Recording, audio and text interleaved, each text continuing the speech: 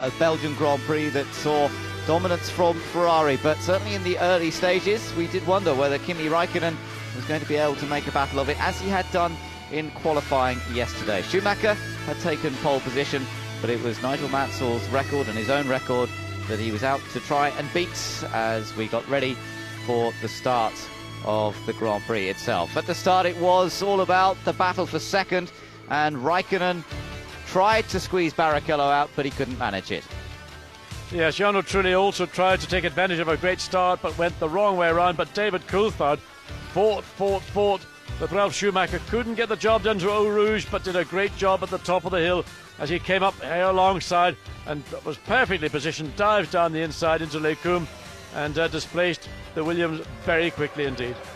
From there on in, Michael Schumacher just pulled away. Barrichello stayed with him in the early stages. It was this mistake from Raikkonen that allowed Montoya to move into third. And how Raikkonen kept that car on the track in control is beyond me. Here's the battle that went on between the two Saubers. Felipe Massa eventually getting the better of his teammate Nick Heidfeld. And then we saw Villeneuve hunting around, trying to find a way past the Jordan ahead, and eventually he could just squeeze past, to the delights of the BAR team. But Jenson Button, one of the first retirements out of this race, it was not going to be such a good day for Renault. So Villeneuve dives up the inside and McNish tries to come back, but the reality was once Villeneuve was there, and a very feisty Villeneuve today, nothing McNish could do. Up front, Michael Schumacher opened up the advantage. Takuma Sato had a rather slow pit stop on that right rear, and that dropped him to the back of the order. It wasn't a particularly brilliant day for Eddie. Things were working all right for Fisichella, but Ralf Schumacher made the mistake up at Les Combes that lost him the position to Jarno Trulli.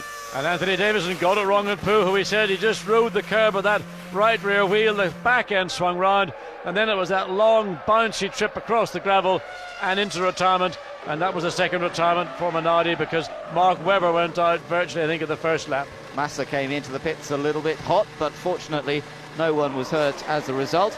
And indeed he was able to make up some ground on Alan McNish. At the end it wouldn't work out because of reliability problems.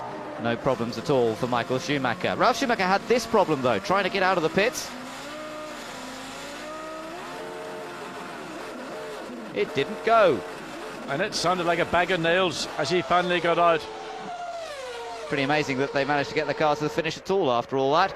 Trulli and Ralf Schumacher had their battle throughout this race, but unfortunately for Jarno Trulli it wasn't to last, as it wasn't to last for Kimi Raikkonen as well, after a well-driven weekend, engine failure counting him out. Yes, he came out of the pits, we saw that whiff of smoke, he had a lap and then she erupted up into Les Combes.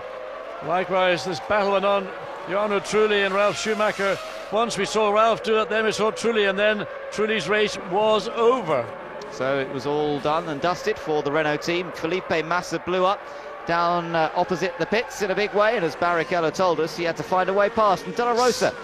Scary moment when the rear suspension collapsed just as he was getting on the brakes, but then we saw this from Fisichella. What a blow up, look at the rubbish coming out of the back of the car. Oil, water all over the rear wheels, the back end virtually locks up, and then within a minute or two we have Olivier Panis, and that one is a real smoker in the exhaust pipe. Jacques Villeneuve at least did manage to make it through to the finish, despite the problems for a couple of the other Honda users like that, and Sato also did make it to the end.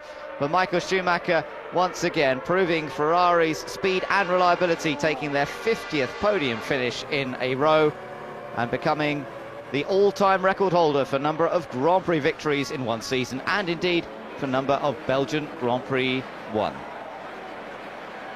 Well, there's the spring. It's maybe not just quite as springy as it was maybe a decade ago. Nevertheless, what a fit man and what a wonderful testament to the period of Formula One